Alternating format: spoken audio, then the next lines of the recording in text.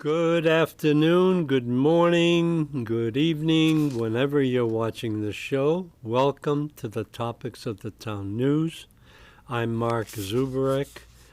Today is August 22nd, 2025, and regretfully, I have no guests today, but I will carry the show for you. The agenda and opinions are solely by the Topics of the Town host, our guests, contributors, and commentators. The subtitle for this particular show I have identified as Danvers Residents United, ready to retain the Danvers small town feel and culture. What I want to do is I want to have Topics of the Town schedule a gathering at the police training room, preferably on September 4th, to film the next Topics of the Town news show and give an opportunity for residents to say their piece, and we'll air that at a later date in regards to what's going on in our town. September 4th being the beginning of the next school year and next fiscal year, basically, for all of us. We're coming back from vacations and time off. So look forward to that. I am planning to do that. However, it all depends on whether the police chief and the establishment would allow us to have a show at the training room at the police station, which is a wonderful room, and it should be used a lot more. My quote for today, and it has been for the last few shows, is unthinking respect for authority is the greatest enemy of truth. I bring this forward because we need and deserve strong leadership for our community. Where have all the leaders gone? You don't hear much about them anymore. Where are the local heroes in our society? Where are the town fathers and mothers who are elected by us, the voters? Have we misplaced our trust in our community leaders? It's questions that have been raised by myself and many other people that need to express their views. I was going to introduce my flock of turkeys. However, I resisted that because I'll save that for another day. The current town government is deaf to the issues that count. We are overtaxed, abused as taxpayers and ratepayers of our utilities and basic services. We need relief. We need to stop spending like drunken sailors. So this year's budget is going to be under scrutiny because we have been spending every penny that we have collected from our residents and from the state collections. Our voices are heard at public assemblies, but when it comes to taking action, we are abandoned due to political inaction and deliberate anticipation that the complainers will get tired and go away. That's how our politicians see us residents, as somebody that wants to complain and present their own views, but they're just waiting for us to get tired and go away. Our leaders are asleep at the switch. And that term has been used in the past, and I think it's so applicable this time. Which and how many public comments are presented but not acted upon by our select board and other boards. Talk is cheap and answers are lacking. We must understand the political tactics and the words of wisdom by Mark Twain. I have a clip here of Mark Twain, and it says, "No amount of evidence will ever persuade an idiot." And this really relates back to my other quote that I've used in the past. And if you can show that one, I would appreciate it. I fear the day that technology will surpass our human interaction. The world will have a generation of idiots. Albert Einstein was so right in his time, and now we're repeating that again over and over again. So Mark Twain is really reflecting what goes on with our public comments and our ability to address our elected boards. However, no amount of evidence will ever persuade an idiot. And I hate to use this term, but it is very appropriate. There has been an excess of evidence regarding the issues that Danvers residents care about, and nothing is accomplished by our leaders. So, my first subject is the continuation of my analysis of the school and our education department. One reason why Danvers public schools are losing students to Essex Tech and many private schools in our area are the programs and discipline of the education facilities.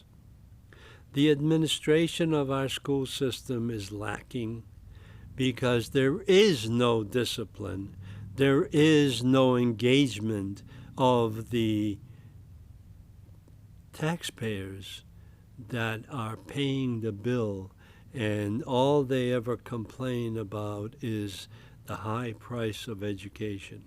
Well, I think the education, the superintendent and the school committee needs to address the issues of our education system.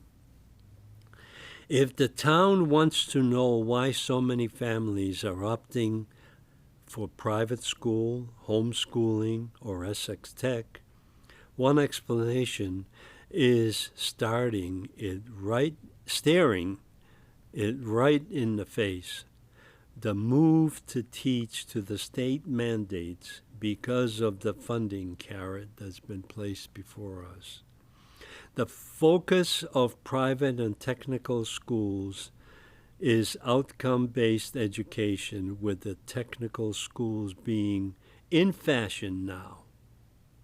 Needless, DEI, SEL, and various other progressive developments have convinced many parents that their kids can no longer get the rigorous education Danvers Public Schools used to be famous for. We are living on laurels of providing a great education. We need to restructure, and all residents, including taxpayers, need to be included in this effort. Instead of stamping out inequities, DEI, SEL, and other programs create new issues and further inequities. The current crop of students and parents are enrolling their children in out-of-school tutorial programs, which contribute to the widening of performance among all course levels. In our opinion, the questioning of people who chose not to send their children to Danvers schools, a parent said that a more technical and rigorous curriculum would bring more parents back. Parents should not feel like they need innovative math or English as a second language to make sure their kids learn properly. The only way to do that is to stop letting the equity industrial complex of consultants and ideologists define the town's options. They're rooted in an ideology that favors equity over achievement. We need to bring our school system back to reading, writing, and arithmetic and forget about this social engineering, which our administration and teachers have taken upon themselves to take the role of parents and misleading our students to a point where there is no return and there's rebellion in our students that should be respectful of their parents and teachers. Equity is a noble goal if it means ensuring that every student has the same opportunities and educational support. But it shouldn't come at the expense of high achievers, nor should it lower expectations and the outcomes for the kind of students that equity advocates claim to champion. I attended a budget hearing at the school committee probably 2 years ago, and all I heard was special education, everything is special education. And they claimed that roughly 20% of our students belong in the special education side. However, I asked the question, and I was the only one present at this hearing, what about the other 80 to 90% of students that we're leaving behind because our focus is only on special education? It will be more than updating the curriculum of Danvers to regain the trust of families that are fleeing the system. It will take renouncing bad ideas that damaged it in the first place. Our educational system must reflect values that are local and support Danvers taxpayers and then parents and students. So I would like to just show you our logo for the town of Danvers. And the town of Danvers was incorporated in 1757. And it says the town meeting is the strongest of all citadels of civil liberty, the purest of all democracies. And the key note on there is the king unwilling. We need to return to our roots of what Danvers is all about in our education, in our government, and in our culture. So, the next item that I want to address is that we are having a 250th anniversary, historic anniversary, that will happen next year, but it's in preparation. It's already happening. And we have a clip that was presented to us last show, and it is in regards to a painting that was described as the first shot of the revolution. The Danvers mural had been stored loosely, rolled in nothing between the layers for about 75 years, and gradually flattened under its own weight, leaving 8 vertical creases from one side to the other. The painting in the upper left-hand corner of the mural was badly abraded, and there were various smaller spots that sketches where the paint had chipped off the damage during the removal. The mural has been restored and has been sort of carried along by Bill Kossawan and the Historic Society to be brought back to its original state, and supposedly it will be on display at the town hall. And also, he has presented us with a location for a memorial that will be placed next to the I call it M&T now, before it was Danvers Savings Bank, right there on the corner of Sylvan and I think, I don't remember the street, but it's right there at the bank corner. So that's something that's being prepared, and what I wanted to do is present to you that Bill Kossawan did a presentation on Wednesday evening at the Historic Society at the hall, and that I was not able to televise, but I hope somebody did, and we will bring that to you the next show as a continuation of this effort. And that's when the show will present to you the new or updated mural that they have been working on. Okay, so that will take care of that issue. That is a good example of how our residents get involved in our town, and they contribute in many different ways.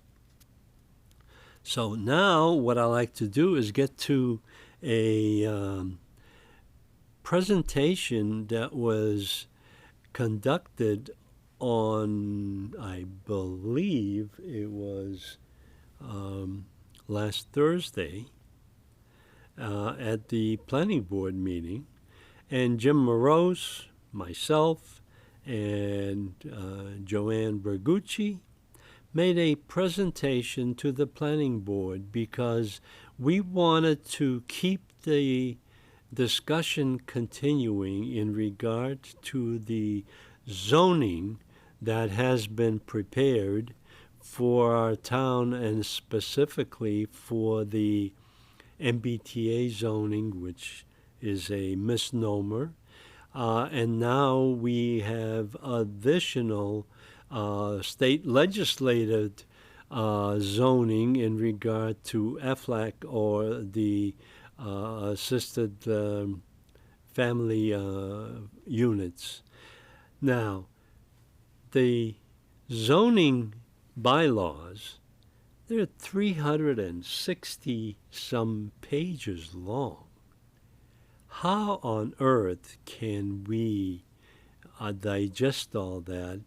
And that's what we wanted to bring to the attention to our planning board, because they're in charge of planning the outcome of Danvers as it will evolve into the future. We, as residents and town meeting members in some cases, have presented citizens' petitions or warrant articles to the town meeting.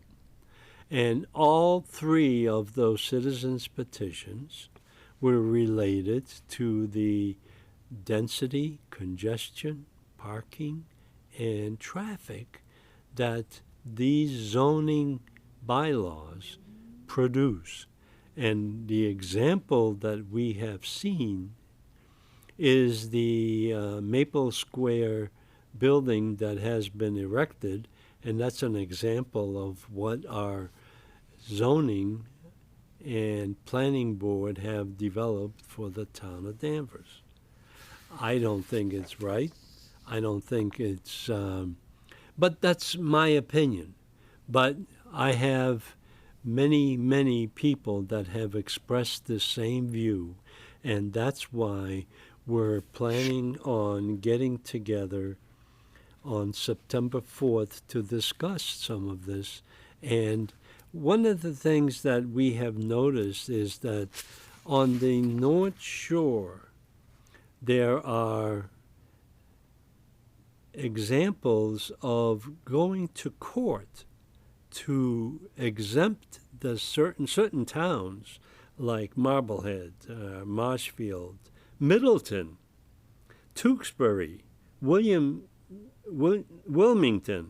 Winthrop, Carver, Draycott, East Bridgewater are exempting themselves by going to court and having the judge tell the state to get off their case because they do not need that kind of powerful downward law to make their zoning different than what they actually have. We in Danvers have gone along with some of this zoning. However, at the time when this was being developed, it was not clear to anyone that this was going to become the density and congestion that they have created with these particular units. I mean, we have 147 rental units inside that building. Parking is very dear in the area. Now they're going into parking and locating some of the spots onto our Hobart Street parking lot. They have always looking for exemptions somehow from the current zoning. Now, that's one thing that is very disturbing, because every time a developer comes before the planning board or the zoning board of appeals, they're looking for an out from the current zoning that we have crafted, and our planning board is defending it so exemplary efforts. Now, the zoning has been implemented and has been presented to town meeting, and it's been accepted. However, I don't think anybody really realizes how dense this zoning has been permitted to extend into our downtown area. Now, we have many other projects that are on the way, and one of them is Essex and Elm Street. They were requesting 16 three-bedroom units on the site across the street from the Northeast Bank and over the dentist office that's located on the corner of Elm and Essex. Now, that was flavored with many exemptions that they needed to provide parking, to provide street parking, to provide the number of units, because the original or the zoning that's in place only allows 11 units per that site. Now, the first thing that the developer asked for is, I want to go to 16 units, which will bring the density up to a higher level. Well, that has been finally reduced to 13 units, which is a arbitrary number between the developer and the planning board. However, the planning board is allowing a lot of other exemptions. So that has been discussed, and it will be continued next month at the planning board meeting, and I hope everyone comes out and complains about this zoning that we have in place, but we're giving all these exemptions because the developers cannot make enough money with the current zoning. So we're making it more dense. I have a solution that has been proposed by many people, and the solution is to build a 2 or 3-story garage right on the Hobart Street parking lot, which currently has 100 spaces. And they are very defensive about the use of that facility because during the day it's loaded with cars and vehicles of the contractors and the employees of the facilities in the downtown area.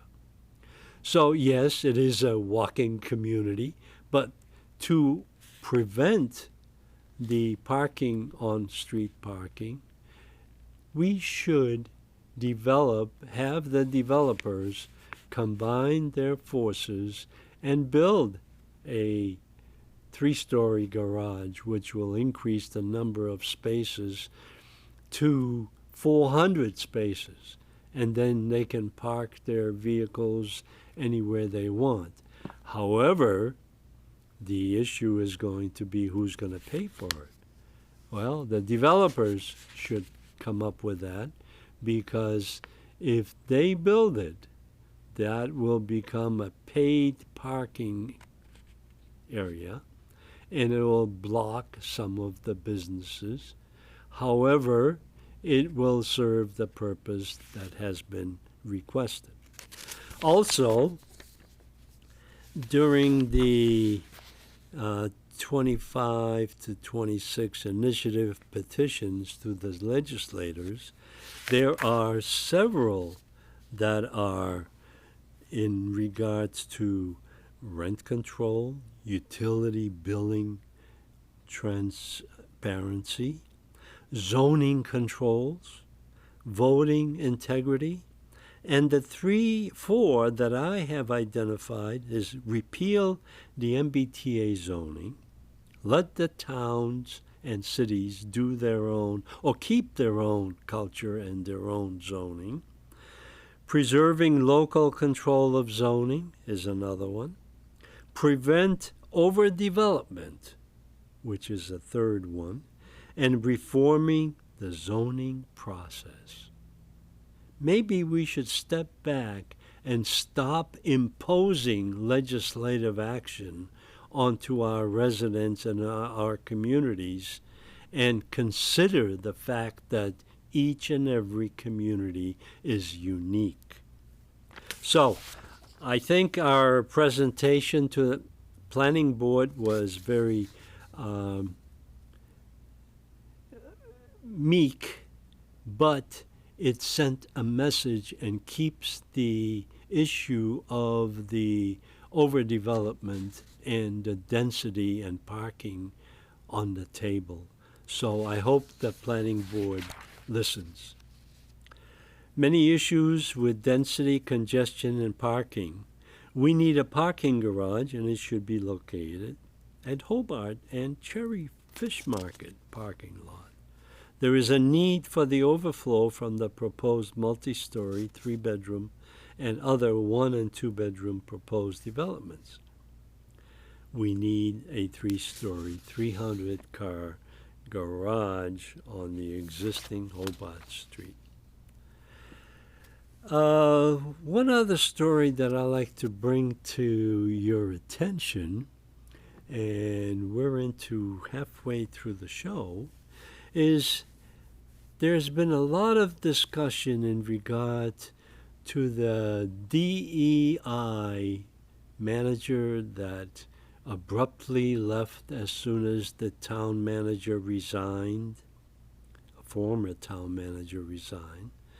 And I would just like we need to eliminate that position altogether. And I have brought this up to the Board of Selectmen, and I think we need to bring it up to the town manager, because that's who's going to make that decision. The Danvers Human Rights and Inclusion Committee is a cohesive task force against anti-Semitism, homophobia, intolerance, racism, sexism, and bigotry. They are integrated into our community, into the police department, the school administration, and community partners. However, we should all participate in this. We stand against hatred and support those who experience marginalization due to their age, gender, race, ethnicity, religious benefits, sexual orientation, or socioeconomic status. We are all responsible for caring for each other. And the thing is, we do not need another manager in town hall to tell us how to behave. This is something that is inside of us. The question I have, and I have raised this in the past, what is marginalization? That's a question that needs to be addressed. And I think the Board of Selectmen are the ones that need to address that, because they are our elected representatives to the established government in our town. They set the policies, and they need to address this issue and eliminate one of the many managers or directors that we have had in the past. Now, the next item that I would like to talk about is, well, let me just continue with the Maple Square project. Maple Square project, I asked for a very specific information regarding the Maple Square project because I wanted to know what are the tax benefits of this Maple Square project, which is really based on the planning board issues that we have discussed. Well, there's a survey that was conducted in 2017 that basically identified those particular issues. There's 3 pages of this community survey of March 16th, 2017. And it says confidential and proprietary. That is not true. This report was issued to the town of Danvers, and Danvers, through a grant, paid for it. It was based on 711 replies, whether on the internet or telephone call-ins, and out of 28,000 residents, 711, that report was extrapolated by this consultant. So the majority of Danvers residents reported the overall quality of Danvers is excellent or good, while only a small number the quality of life as being fair or poor. Single biggest issue facing Danvers, 2 characteristics noticeably stood out: traffic and taxes, my very favorite subjects. Now, we have been struggling with the taxes in this town because we have finally realized that our residents are overtaxed and overburdened with the tax levy.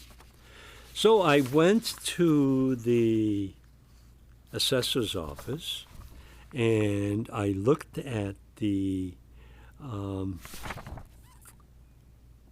appraisal or assessment of the 3 plots of land which compose the Maple Square 147 units and the associated parking lots that will serve those particular units.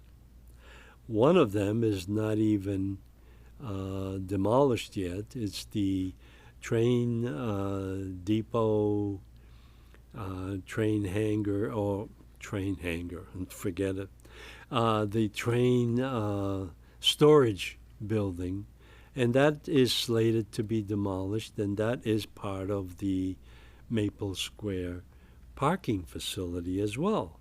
So the church has been participating in the Hobart Street parking lot, but now they'll have a parking lot for the Maple Square building as well next to it. So that parking will be expanded. However, the parking behind and to the right of the Maple Square building is already full. There is, with the current residents, the parking lot is already full. So I went to the assessor's office and I've looked at the assessment for that building, which includes those 3 lots. And currently, the building is assessed at only 35% because it's not fully occupied, or when it was being assessed, it's not occupied as of July 1, I believe. So the assessed valuation of this property, 3 pieces and the building, currently is at $22,452,000, which translates into a commercial industrial. I don't know if we have a rate for apartment buildings. We do. And that is going to translate in a certain amount of tax revenue. However, I was not able to get the past value of that building or the Mr. Lee's properties that were demolished. So I am pursuing that matter, and I will report to you as the time comes. So now what I want to do is go into the Beverly Airport hangar. I am sad, and, well, maybe not, but I have obtained the approved building permit for the 300-foot, 147-foot wide hangar that is being planned or will be built at the west end of the airport on the Danvers side. Now, that building has been designed. All of the issues have been addressed that I brought up, and I am in no position to be able to appeal this, because what the engineer did, what engineers do, they've cut the building down to a size which is just under 40,000 square feet. So they changed the dimensions, which is, I guess, appropriate. However, there are services that need to be developed on this site, and one of them is the F-fuel storage tanks are being relocated, and they're finally getting a foundation that will support the double-walled 10,000-gallon tanks. And I have not seen how they're going to contain any spill but I think what they're doing is they're assuming that the double wall will contain any fuel spillage. I'm just afraid that this fuel may again seep into the ground just like it did on the Beverly side, and now we're chasing the plume underground and it's going into the groundwater for that area. So what I'm going to report is that the Danvers hangar, the gigantic two-plane hangar, they're claiming that is designed only for two planes, and we hope to keep them to that. However, I am very unhappy with the situation where the Beverly Airport manager and the Airport Commission has not addressed the issue of the low-flying aircraft over our municipal facilities. And the aircraft I'm talking about is our jets. If any of those jets have an issue in regard to maintenance or tragic crash into our high school, we are going to have a catastrophe in this town. So we need to redirect these jets because they are flying. I don't know how they determined this, but they have a path over not over Folly Hill, but over the Hospital Hill, and they're directly over my house and into Middleton and Peabody. So another thing that I've looked into is the land that is located within the bounds of the airport are equal to 173 acres. And the valuation, the assessed valuation at industrial and commercial industrial factors is $61 million. $61,102,000. $59,173 is for the land itself, 173 acres. And the buildings that are located on that are basically not worth the another $1.5 million or $2 million. So this building, this hangar that's being built, was authorized and supported by a building permit that cost the vendor $64,000. That's to the coffers of Danvers, because the building inspector is going to have to function on that. However, we do not have any authority of zoning or collecting the taxes for those buildings and that land. If that was located within the bounds of Danvers, town of Danvers, that will be billed or assessed at $61 million, including the hangars that are on there. The new hangar has not been included yet. That hangar is now reported to be $5.8 million to the building inspector, but that's usually low. The assessed valuation is going to be between $8 and $10 million. So this is something we should be working on, because we deserve the taxes from that facility. So airport resolution was sent out. I haven't seen the distribution. I haven't heard anybody responding to it. and it was supposed to go out to the congressmen, to the Senate of the state of Massachusetts and the representative, and to the FAA. Finally, this week, I got a call from the FAA, and I am going to provide them the information that we have been submitting to the airport commissioners, our own representative as well, representatives, and we are going to address this issue again with the FAA.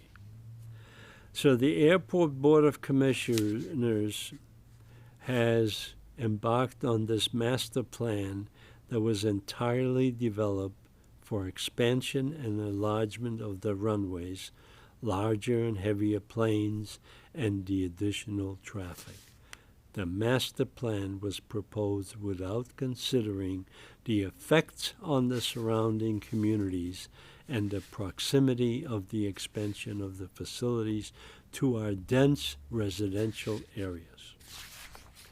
Now, our planning or zoning map don't even consider this facility.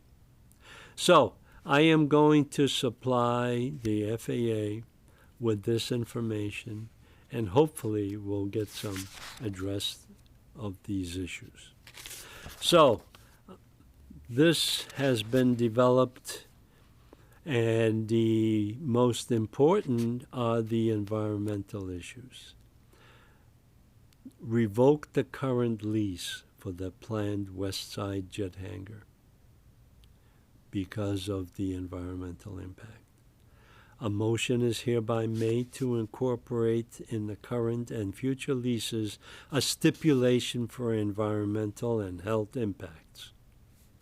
A motion is hereby made to reevaluate the master plan. And Danvers Town Meeting voted to have BVY, Beverly Airport, to embark on an environmental protection plan or environmental impact statement. The motion hereby is to expedite and address this process. There's been no action on that at all.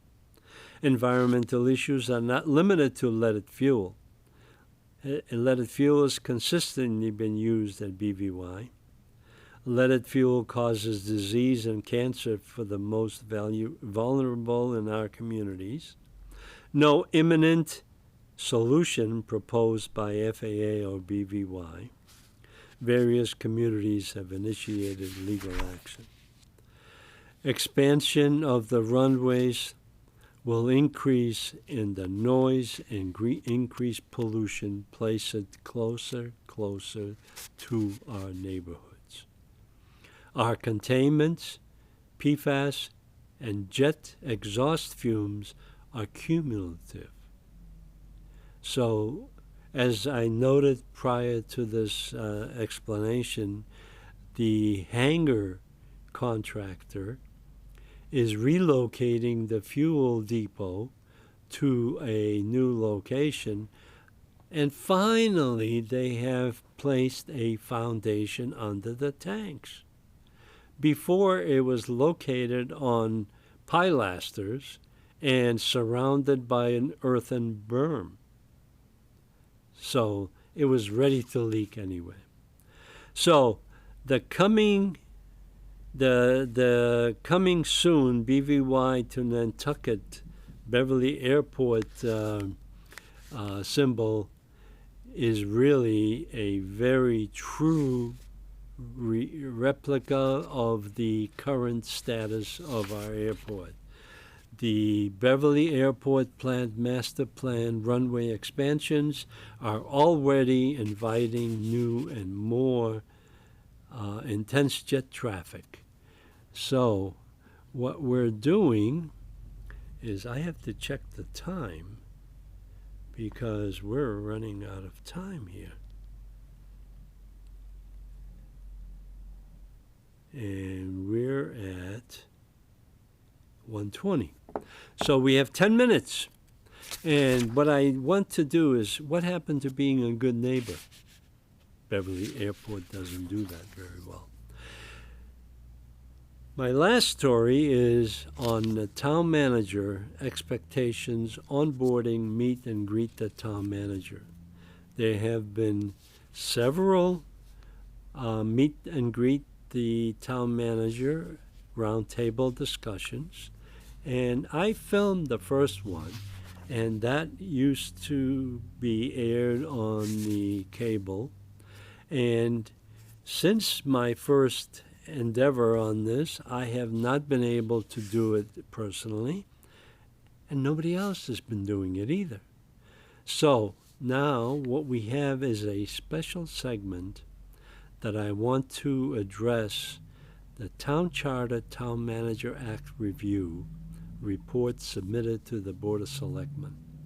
On August 19, the review the approach and process of finding this system, this effort by Sally Calhoun and the town meeting members.